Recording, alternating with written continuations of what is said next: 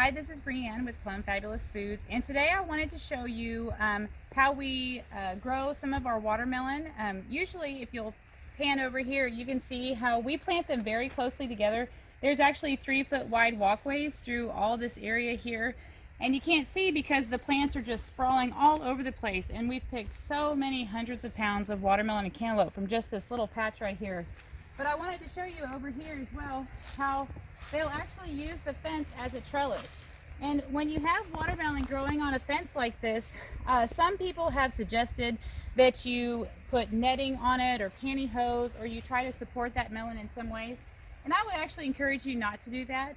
If you let the watermelon just hang by its own weight, it's actually going to develop a stem that's much thicker and tougher and can naturally handle the weight of hanging there. You can see this one right here. He's not got anything supporting him. He's just sitting there hanging. And so don't feel like you need to do anything to help these watermelon when they're hanging. Now, if it's a really big 60-pound watermelon, like a Charleston Gray or something like that, a Black Diamond, you're not going to be able to let those hang on the fence. But for these little small personal size sugar babies, it's fine to just let them hang. I did want to show you something that happened that's kind of fun and interesting.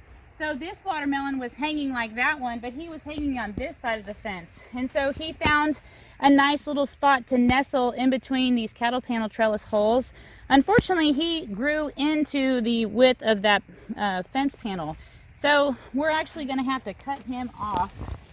And I just wanted to show you guys, this is actually not the first time this has happened, but we don't come out here and babysit all of our plants, so we can't come out here and always see when something like this happens. But you can see now, we didn't just let it rot here. We're actually gonna go ahead and take it inside and salvage it. So thanks for tuning in and watching how we grow our watermelon and cantaloupes. And if you like this video, give us a thumbs up. If you want to see more interesting tips about watermelons, like how to know when they're ripe, check out our other videos on that. And if you have any questions, you can leave them below, or check out our website, plumfabulous.farm. Thanks.